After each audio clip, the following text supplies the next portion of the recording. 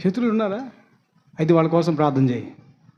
ప్రభువా, బిడ్డలు దర్శించు, బిడ్డలను సమాధానపరచు, బిడ్డల విషయంలో నీ కార్యం జరిగించు ప్రభువా అని నీ శత్రువుల నిమిత్తం నువ్వు ప్రార్థన చేయాలి.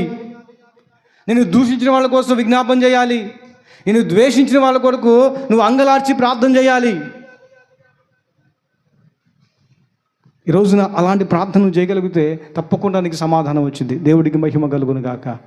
గట్టిగా స్తోత్రం చెప్పండి. ఎందుకంటే వాళ్ళ శత్రువు అనుకోవడం వల్ల నీకే నష్టం జరిగింది, కానీ ఎవరికి వాళ్ళకే నష్టం జరగదు. కాబట్టి మనం ఎవరిని శత్రువు లేరు. మనకుంది ఒకే ఒక శత్రువు ఉండే. ఎవరోడు? అపవాదిగాడే మన శత్రువు. మనకి ఇంకెవరు ఈ లోకంలో శత్రువులు ఎవరు లేరు. ఎందుకంటే ఎప్పుడు ఉంటామో ఎప్పుడు పోతామో తెలీదు. ఎవరు మనకి తోడు రారు. హల్లెలూయా. ఎవరైనా తోడు వస్తారా?